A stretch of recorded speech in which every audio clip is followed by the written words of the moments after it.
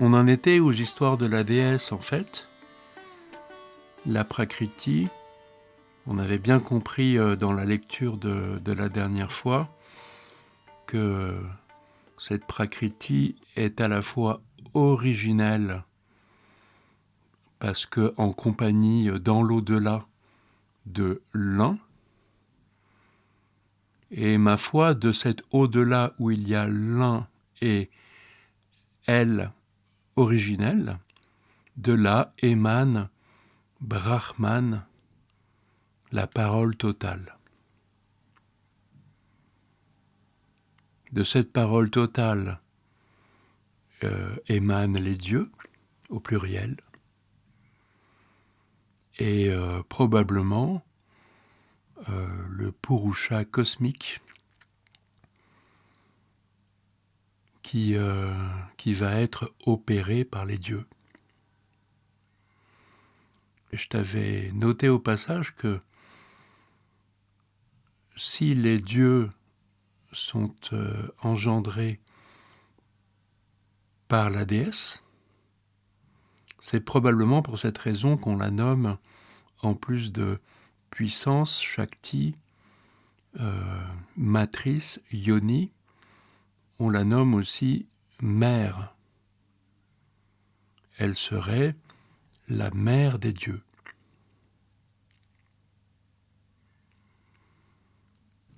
Et tu vois, il y a cette... elle est là originelle, puis elle est matrice de ce qui va apparaître, et elle est aussi la puissance qui va être mouvement, apparition, puis vie de la chose, résorption de la chose. On a aussi déjà vu que les dieux, c'est bien gentil, mais que il y a le dieu des dieux, Rudra, mais qui n'est pas l'un. Rudra est déjà plus manifesté que l'un et la Prakriti en tant que originelle. Rudra est le dieu des dieux. Et la déesse agit. Alors, je rappelle tout ça parce que c'est dans ce contexte que là, toujours, je reprends les mêmes versets que précédemment, même j'en vais en prendre moins, puisque la référence, on l'a dans les articles précédents. La Svetasvatara Upanishad, dans sa 3e lecture, 1er verset, lui qui est un, muni de son filet, qui règne par ses pouvoirs souverains, règne sur tous ces mondes par ses pouvoirs souverains. Il est un au temps de la création et de la manifestation. Ceux qui connaissent cela deviennent immortels. Puis, en effet, Rudra est l'un. Je passe le commentaire. Rudra n'est pas l'un, mais disons qu'il est l'un. En effet, Rudra est l'un. Il n'y a pas de place pour un second, lui qui règne sur ces mondes, par ses souverains pouvoirs. Il se tient tourné vers les êtres. Après avoir créé tous les mondes, il en est le protecteur. À la fin des temps, il les résorbe. Nous avons compris, tous les deux, et ceux qui nous écoutent, j'espère, nous avons compris que Rudra est l'un, ET, Rudra est l'un, et les dieux finalement qui opèrent, mais les dieux c'est la déesse qui opère en vérité. C'est eux qui créent les mondes, qui en sont les protecteurs, et à la fin qui résorbent. Eh bien, les gunas sont donnés, en fait, dans le 2e verset de cette Svetasvatara Upanishad. On l'avait lu sans faire attention, la dernière fois qu'on s'était parlé, mais voilà que l'un, Rudra, Et effectivement, la déesse crée les mondes, les protège et les résorbe. De même que nous naissons, nous vivons et nous mourons. C'est cette dynamique. Les gunas, c'est sattva, apparition, rajas, activité, tamas, disparition. Très simple. Très simple, mais super dingue. On va voir.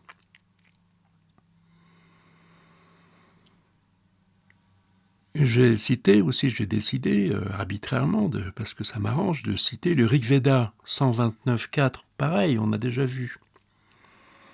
Au commencement était ce désir, la semence qui fait apparaître Manas, sans quoi le sage ne serait pas en son cœur inspiré.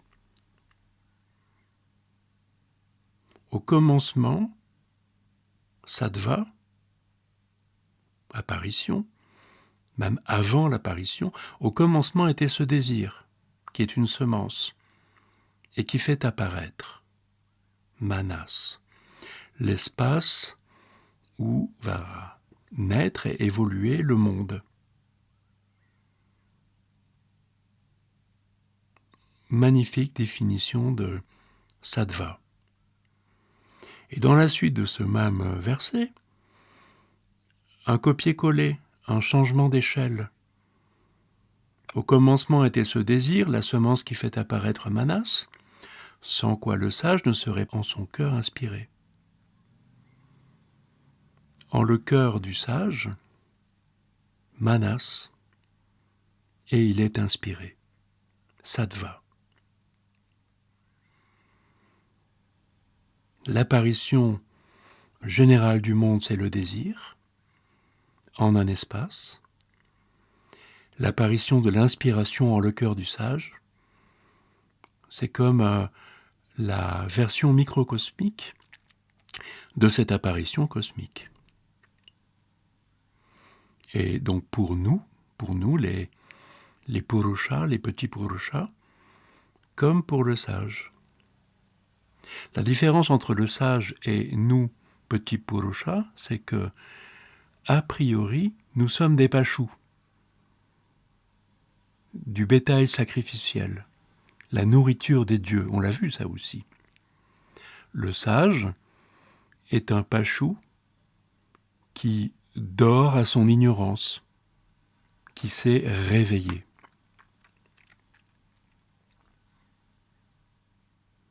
En notre cœur, sattva, l'espace qui accueille l'apparition, le désir, c'est-à-dire la semence de ce qui va apparaître.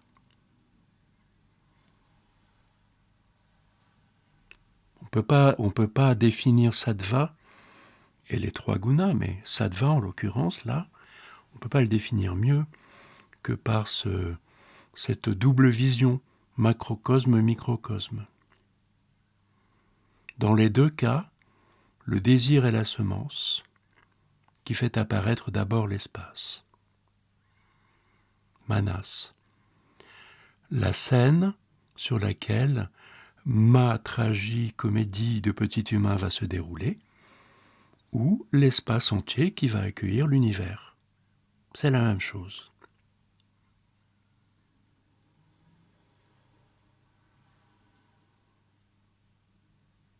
Et maintenant, de nouveau, la Svetasvatara Upanishad. 4e lecture, 5. Lune. Tiens, lune maintenant. L'apostrophe UNE. Il y a l'un, il y a Rudra, la déesse, Prakriti, et tout à coup elle s'appelle Lune. Lune non née, rouge, blanche, noire, crée de multiples créatures semblables à elle, tandis que l'un, Rudra, non né également, les deux sont non nés, trouvant son plaisir, repose à ses côtés. Elle avec laquelle il a connu son plaisir, un Dieu engendré, autre non né, la quitte. C'est marrant parce que nous voilà parachutés dans une scène conjugale, dans le lit de Rudra et de la déesse. Le couple, je le redis, je l'ai déjà dit précédemment, le couple ce n'est pas Prakriti Purusha. Le couple c'est Rudra Prakriti ou Shiva Shakti, Shiva la déesse.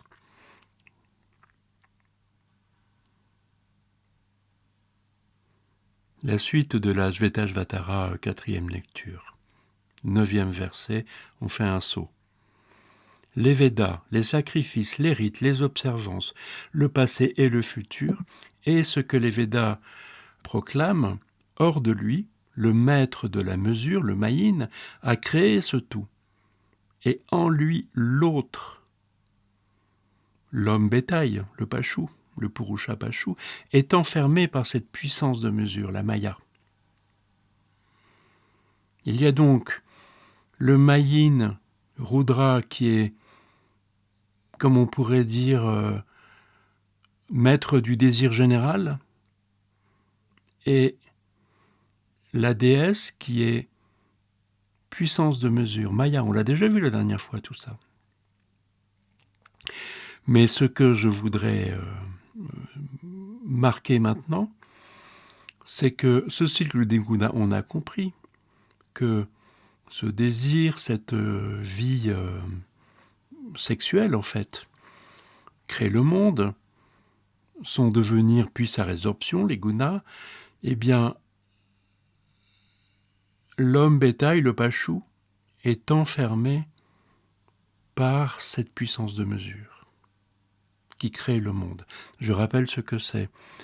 La Maya, puissance de mesure, c'est dans le monde, il y a des mémoires de ce qui a été, est et sera. La vertu de la déesse, c'est de mesurer. Oh, un oiseau en devenir dans l'invisible, un oiseau en devenir sous forme de mémoire. La mesure est faite. La puissance, la Shakti, ouach, embryon de l'oiseau dans l'œuf, dans le ventre de sa mère, dans le manifesté. Sa mesure, embryon. C'est à la fois puissance et matrice. C'est ça qui se passe. Eh bien, cette magie merveilleuse de la vie est un enfermement dans la vie. Qu'on sache que Prakriti est puissance de mesure, Maya, que le grand seigneur Rudra est maître de la mesure. Tout ce monde est ainsi pénétré par les êtres qui forment ses membres.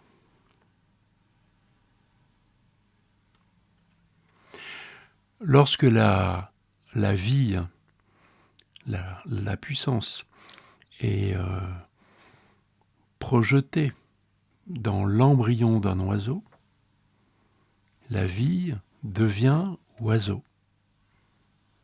Les oiseaux volent. Les oiseaux ne sont pas des poissons, ne sont pas des rochers. Il y a de fait un enfermement dans le fait d'être oiseau, comme il y a un enfermement dans le fait d'être homme. C'est d'être Purusha. Il y a une limitation. Le corps des Purushas, le corps des humains, je ne parle pas du corps de chair du christianisme, hein, l'humanité plutôt. Le corps de l'humanité a son fonctionnement propre, c'est-à-dire qu'il y a nécessité que les humains, les Purushas, soient possédés par une forme de comportement qui puisse faire en sorte qu'ils se nourrissent déjà, qu'ils se reproduisent. Par exemple, un Purusha a besoin de ne pas manger les rochers avec ses dents. mais de savoir que telle plante va être bonne pour lui et que telle autre va l'empoisonner. Tout ça, ça s'apprend dans l'affiliation, mais c'était aussi inscrit dans les gènes. Nous sommes limités. Pour notre survie, en fait. De forme, nous sommes limités. Nous avons forme humaine. Nous ne pouvons pas voler.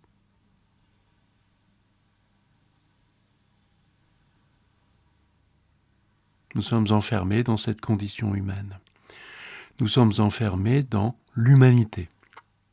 Et au sein de cette humanité, nous sommes enfermés, je suis enfermé dans le rôle qui est le mien. Si je suis soldat, je suis soldat. Je ne suis pas marin ou gouverneur, ni médecin. Je suis guerrier. Enfermement. Donc voilà le premier élément, la condition humaine.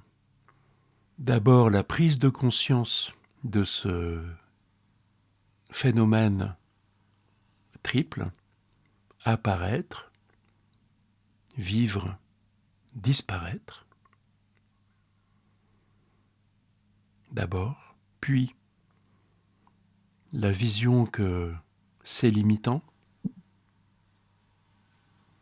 puis la vision que c'est cosmique, à nouveau.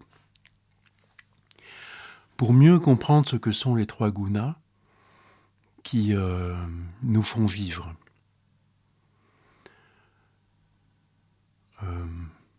Sattva, l'aube, le soleil se lève. Sattva, apparition. La journée se déploie, atteint un apex, commence à se résorber. Déjà tamas, puissance de résorption à son action, jusqu'à l'extinction, la disparition du jour dans la nuit. La nuit apparaît, elle se déploie, disparaît elle aussi pour faire place au jour. De ces trois gunas, de ce mouvement en fait, de ce mouvement de la vie, naît des cycles, un cycle qui se répète, c'est-à-dire une forme d'hélice.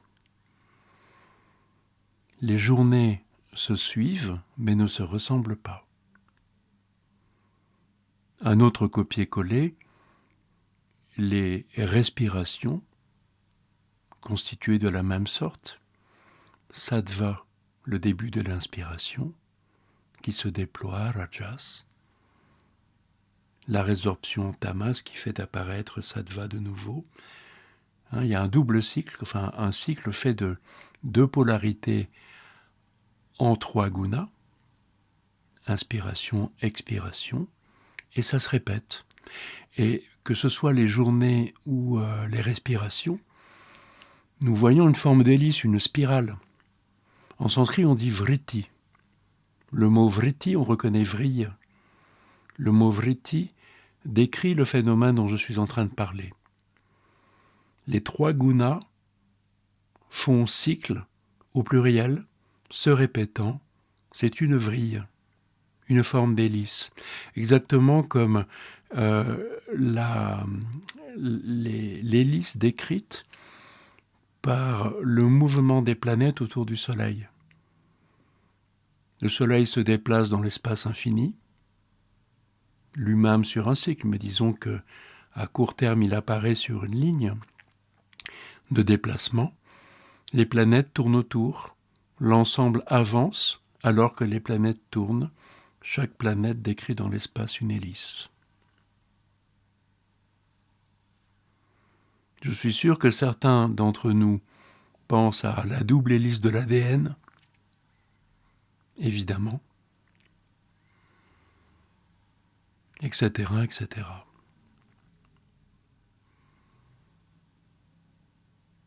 une vie humaine de la naissance à la mort. De l'invisible à l'invisible. De l'apparition, la manifestation, rajas, la disparition, la résorption, tamas. C'est une façon d'inscrire en nous-mêmes, au plus profond de notre, de notre carte du monde, ce phénomène absolument général et cosmique. Surtout, ne croyons pas que le temps linéaire, que l'histoire se déroule en ligne droite se déroule. Vous voyez le français, on dit bien se déroule, mais l'histoire ne peut pas se dérouler vers un infini de continuel progrès. S'il se déroule, c'est bien qu'il y a des cycles. L'idéologie du progrès est très récente, beaucoup plus récente que la langue française. Oui, le temps se déroule.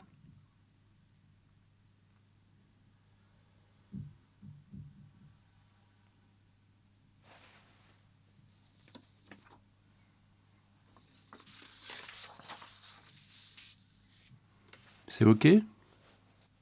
Oui. Alors, existentiellement, ce qui nous arrive, si c'est clair pour chacun que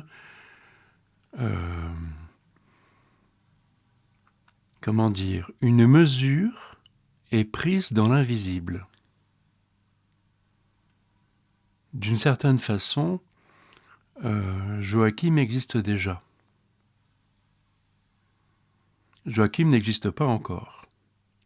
Mais dans l'invisible, dans la trame infinie des mémoires du monde, il y a un tissage particulier qui est influencé par ma généalogie. Parmi les mémoires du monde, certaines des mémoires du monde ont été portées par mes aïeux, mes parents et ce qui s'ensuit. Mais chacun de ces aïeux a vécu dans une époque particulière, un contexte, et chacun de mes aïeux est porteur de bien plus que lui-même. Ceux qui ont connu les guerres sont porteurs des guerres, etc. Les hommes préhistoriques qui ont vécu d'une certaine manière, différente de la nôtre, sont porteurs des signes liés à cette manière. Il y a donc pour chacun d'entre nous un tissage particulier de l'ensemble des mémoires du monde. Ce n'est pas une fraction des mémoires du monde. C'est toutes les mémoires du monde, la totalité est tissée d'une certaine façon, et c'est ça qui va être mesuré par la Maya. La puissance de mesure mesure ça, ce tissage-là, et paf, embryon.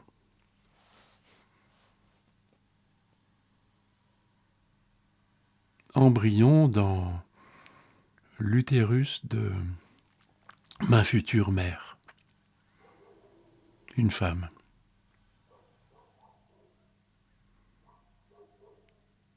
Et la déesse poursuit son œuvre. La déesse était déjà amatrice. Toute cette histoire de mémoire du monde qui se tisse, c'est elle déjà. Elle est matrice. La forme matricielle que je viens de décrire, qui est un tissage de mémoire, c'est la déesse qui fait ça. Elle mesure, bing, embryon. C'est toujours elle.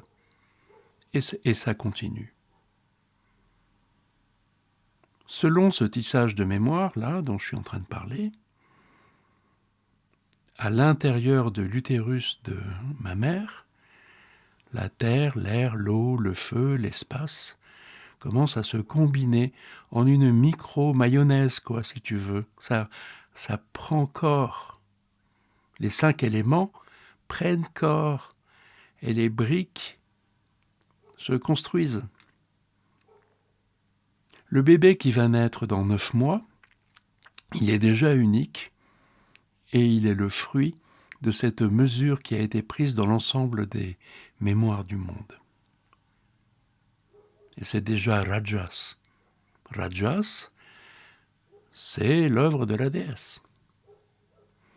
Je vais naître, je vais vivre, tisser dans le monde, selon l'impulsion propre à moi-même qui a été donnée.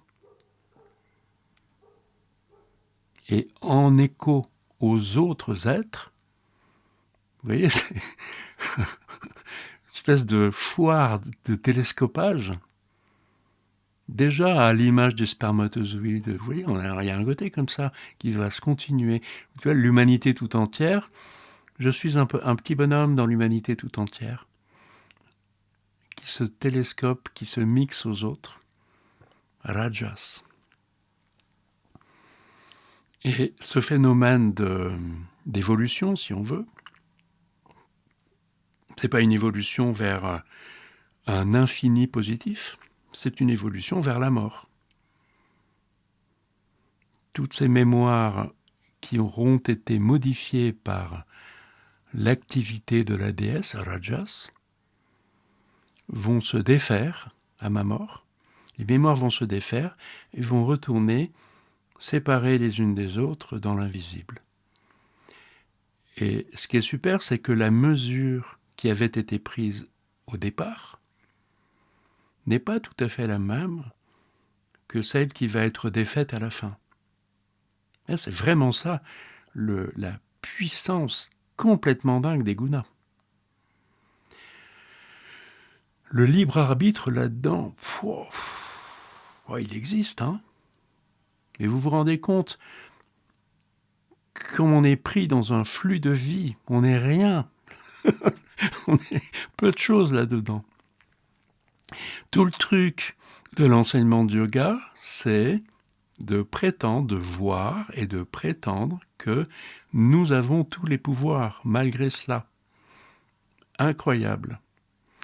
Vous voyez, j'ai l'air de raconter un truc inéluctable. Pas du tout inéluctable. Mais sans vue sur ce qui se passe en coulisses, que je suis en train dont je suis en train d'initier une vision, quoi. Sans regard sur ses forces, ça va être la destinée qui va jouer. Ce que j'appelle, depuis qu'on se connaît, l'état de Pachou. De bétail sacrificiel, qui joue son rôle dans la manifestation à l'humanité sans pouvoir, sans ce fameux libre arbitre, sans liberté. Mais voyant les forces à l'œuvre, l'intelligence au cœur de chacun, on en a parlé déjà, Atman, la Bouddhi, est tout à fait opérante. Il suffit de voir l'intelligence œuvre. Il suffit de ne pas voir, l'intelligence ne voit que je suis un soldat, comment préserver ma vie à moi, comment ne pas crever sur le champ de bataille, comment trucider un maximum d'ennemis. Si moi, Joachim, je suis obnubilé par ces questions, la Bouddhi ne va voir que ça, et elle va faire son boulot. Préserver ma vie, me faire bouffer les autres, jusqu'à ma mort. Mais si c'est vu, l'intelligence voit autre chose. L'intelligence voit les rouages, et l'intelligence commence à agir complètement différemment. D'où l'intérêt de l'enseignement. L'enseignement est simple. Il décrit des phénomènes cosmiques. Si cette vision des phénomènes cosmiques devient prédominante chez moi, alors ma mission de soldat, etc., devient secondaire. Alors sa voix, alors ma destinée est transformée complètement. Je deviens un allié, non pas de ma mission de vie, comme on dit, de soldat, je deviens un allié des forces cosmiques qu'on appelle dharma, ce qui porte de l'intérieur.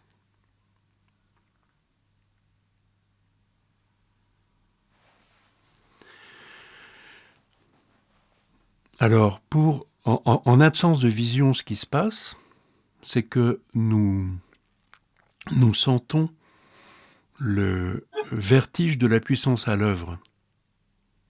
Et ça fait peur. D'où le nom de Rudra, Bhairava, celui qui fait peur. Rudra, le rouge, le sang. La lave en fusion, la puissance de l'éclair, ça fait peur. On sait ça comme petit humain. Nous savons que nous sommes fragiles, ça fait peur. Nous savons que, comme soldat, je reste sur cet exemple-là, mon existence est fragile, ça fait peur.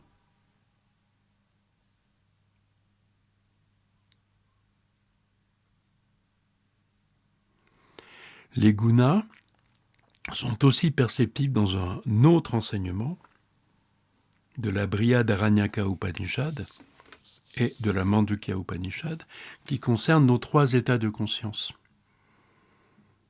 Celui du rêve, de la veille et du sommeil profond. La définition de ces 3 états de conscience est la suivante. Dans la veille, nous sommes en relation à ce qui est tangible, à ce qui est manifesté comme nous. La veille, c'est être en relation à ce qui est manifesté, tangible, matériel. Le rêve, c'est être en relation à ce qui est subtil, invisible. L'invisible, ce sont les jeux dont je parle, les mémoires du monde. Nous ne les voyons pas, mais elles sont la cause, elles sont le dharma de la manifestation, le jeu des dieux et de la déesse. C'est le subtil. Et il y a le sommeil profond, un 3e état, qui est une forme d'inconscience où nous sommes à la source. Nous sommes connaissants de tout cela, mais dans une inconscience totale.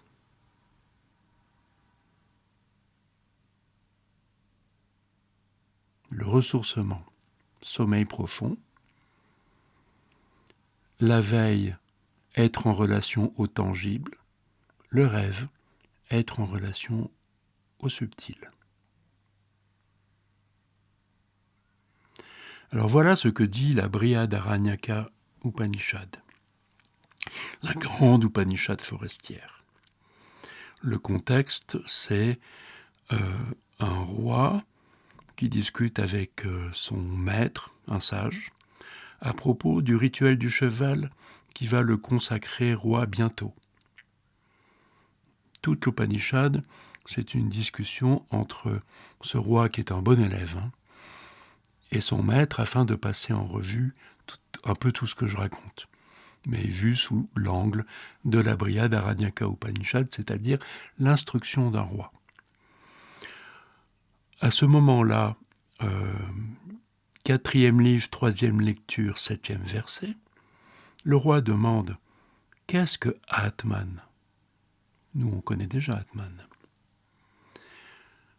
Le sage répond « C'est Purusha, fait de discernement dans les souffles, lumière intérieure dans le cœur qui, tout en étant le même, traverse les 2 mondes comme s'il pensait, comme s'il bougeait, car lorsqu'il est endormi, il dépasse ce monde-ci et ses formes de mort. En vérité, quand Purusha naît et prend corps, il est uni au mot, M-A-U-X. Quand il s'en va et meurt, il rejette ces mots. En vérité, Purusha a 2 états, ce monde-ci et l'autre monde, le manifesté et l'invisible. L'état de rêve, un troisième, en est la jonction. Se tenant ainsi dans cet état de jonction, il voit les deux états, ce monde-ci et l'autre monde. Et quelle que soit l'approche par laquelle il advient dans l'autre monde, l'invisible, par cette approche, il est entré et il voit l'un et l'autre, les maux et les joies. Quand il rêve, il reprend le matériel de ce monde en son entier, il le détruit par lui-même, il le crée par lui-même, il rêve par son propre rayonnement, par sa propre lumière. En ce lieu, Purusha devient sa propre lumière. Le petit Purusha.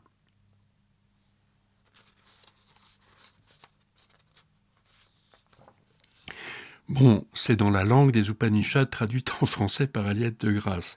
Mais la chose est très simple, en fait.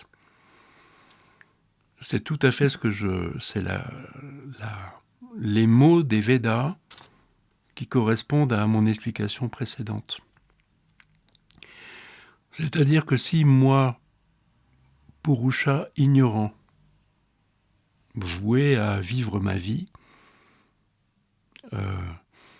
pris dans les jeux de l'humanité, et disparaître dans la mort une fois que j'aurai passé mon temps de vie.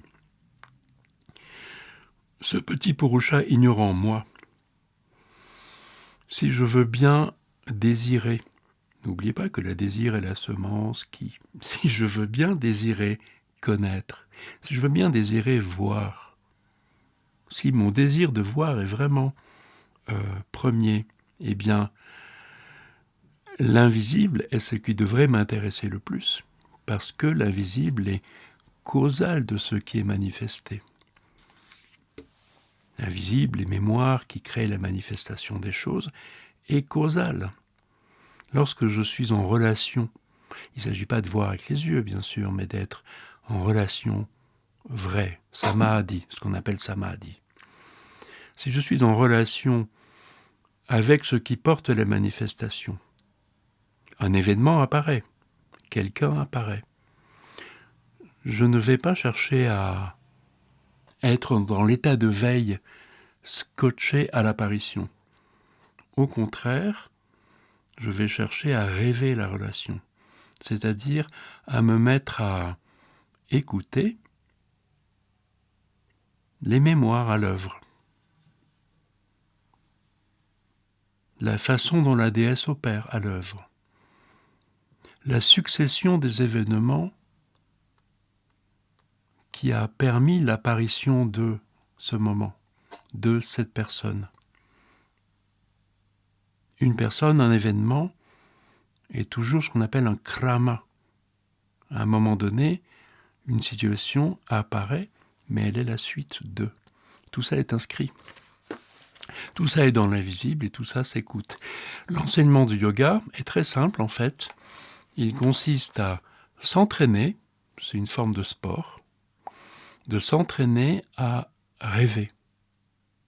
C'est-à-dire à voir ce qui advient, non pas par sa forme, mais par son fond causal, ce qui le porte. La façon dont la prakriti opère, les éléments de mémoire qui sont là, en train d'être mis à l'œuvre par la déesse.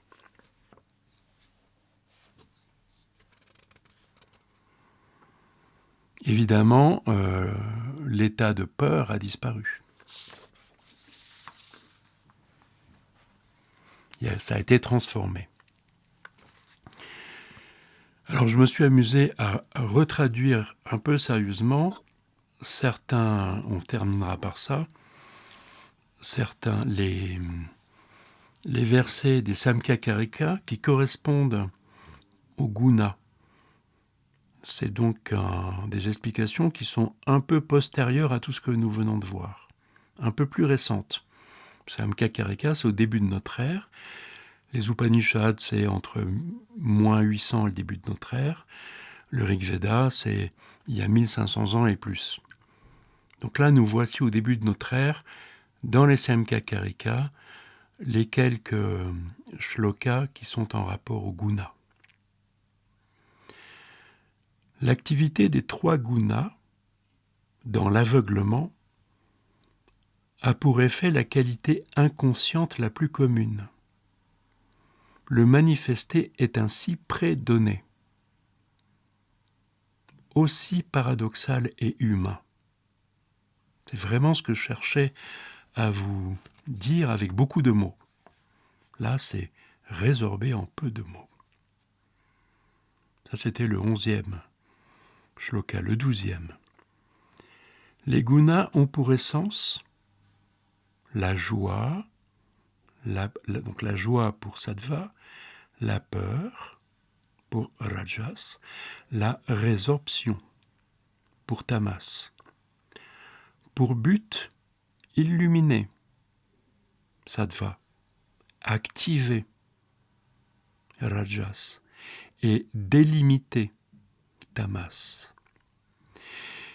Et ils se dominent, ils se soutiennent, ils s'engendrent, s'unissent, se développent les uns les autres. C'est ça qui est à l'œuvre. Le 13e, l'apparition sattva est lumineuse. Et rajas se meut appuyé sur la lumière désirée. Levant de fait ce qui cache, tamas le brûle vers l'évolution, le cycle. Évolution, j'ai traduit le mot vritti par évolution. Le 14e, de l'aveugler au puissant, tous, fait des 3 gunas, il y a confusion, absence. L'accomplissement du non manifesté est aboutissement de l'essence des gunas en acte. Quoi qu'il arrive, s'il n'y a pas de désir de connaissance, c'est ma vie d'humain, telle qu'elle était programmée, qui va se dérouler. S'il y a désir de connaissance, on ne peut pas augurer de ce qui va se passer, mais ça va être vraiment très très modifié. C'est-à-dire que l'enseignement de yoga a ceci de particulier que de nous mettre sur le chemin. Je suis désolé d'utiliser le terme libre arbitre parce qu'il n'existe pas en sanskrit. Enfin, c'est pas un terme qui est utilisé dans l'enseignement, mais dans la philosophie, ça donne ça. On parle plutôt de liberté.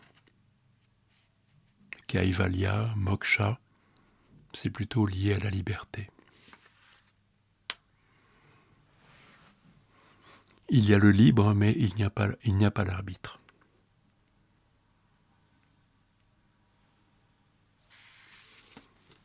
La prochaine fois, nous allons reprendre cette intelligence et voir plus précisément comment la puissance à l'œuvre et les gunas agissent dans le corps humain, dans les corps de l'humain. Et nous serons sans citation de l'ensemble du Samkhya-Karika, c'est pas possible pour un entretien, mais je donnerai le résumé de l'entièreté des Samkhya-Karika pour ce qui est du devenir de ce qui est cosmique, comment ça devient en l'homme, comment ça se transforme en l'homme, influençant l'homme, devenant l'homme, jusqu'à la mort, Kaivalya ou pas.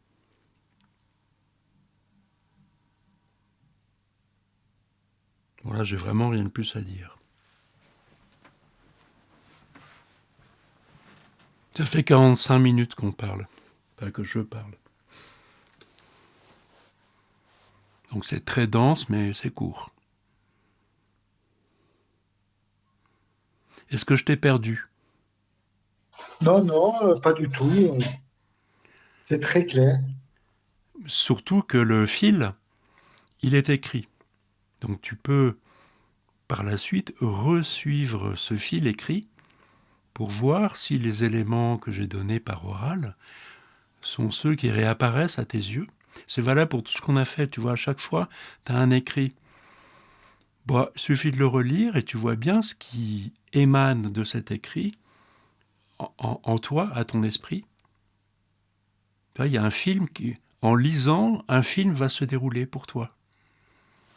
Mm. Et la pratique, c'est de se familiariser avec ce qui apparaît, peut-être de checker auprès de moi si c'est cachère ou pas. Personnellement, c'est comme ça que j'ai appris. Il y a une lecture avec Aliette de Grasse, et la fois d'après, bon, je relis, je me fais des visions, entre guillemets, en relisant, et donc j'ai toujours besoin d'aller voir Aliette en disant, mais t'es sûr que, nana, et est-ce que c'est... Si c'est comme ci, comme ça, c'est OK, etc., etc. C'est pour ça qu'une première lecture, c'est une première lecture. Et normalement, le ton des conversations suivantes n'a plus du tout de raison d'être moi qui parle. Si nous refaisons des entretiens à propos de ce que nous avons déjà fait, comme une deuxième couche ou une troisième couche, ce sera forcément très différent, parce que là, c'est toi qui vas demander. C'est plus moi qui vais partir en haut libre dans une lecture, quoi. Moi, si je suis comme toi, je comprenais rien à ce que c'était, mais je me suis pas non plus intéressé quand j'ai regardé.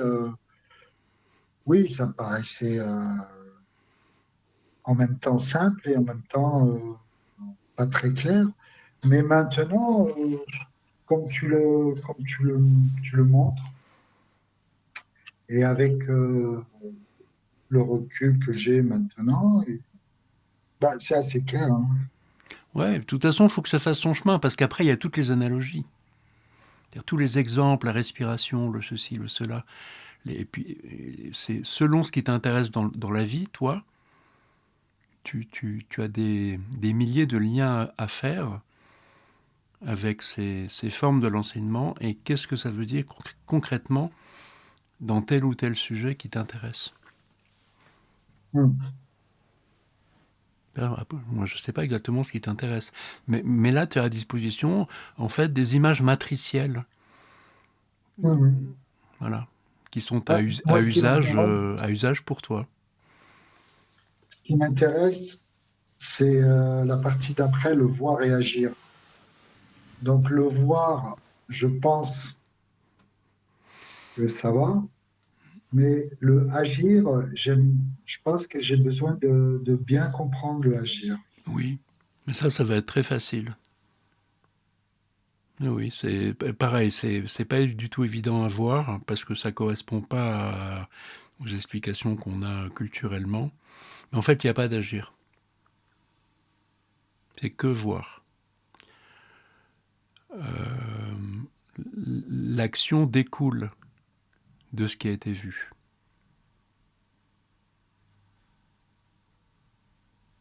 Quand c'est vu, c'est bon. Le- Mais quand c'est pas L'intelligence, vu, quand c'est pas vu, c'est le bordel. Mais quand c'est vu, l'intelligence sait quoi faire. Et tout à coup, moi, comme dans un boulevard.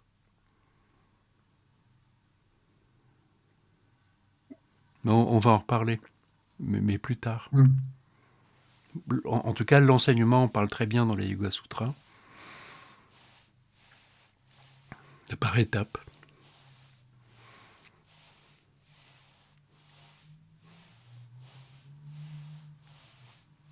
il y a la parole aussi. Mais la parole, c'est agir. Hein. C'est dans les actes, c'est un étage particulier de l'acte, mais c'est l'acte. Parler, c'est agir. Il n'y a pas de différence.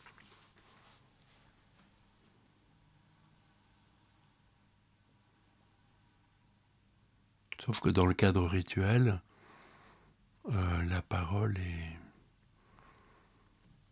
particulièrement créatrice, quoi. Là, quand on commence à répéter Les Russes, c'est des cons, ils veulent nous faire la guerre.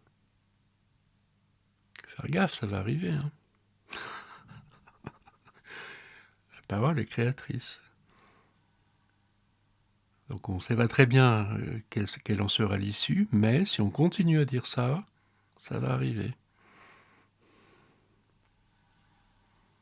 Jusqu'à présent, ça a toujours marché comme ça, hein, en mode ah, les Allemands, c'est des cons. Bah voilà, il faut se souvenir, quoi. Donc ça marche pour tout, hein. Ma copine est une conne, etc. C'est la même chose.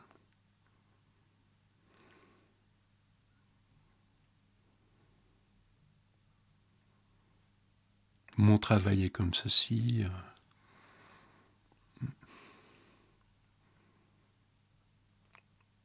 C'est vrai que c'est pas n'importe quel acte, la parole.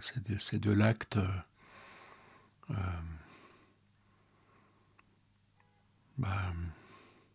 prémonitoire, quoi. Pas prémonitoire, c'est de l'acte. On invoque des forces qui vont se développer. C'est de l'acte invocatoire.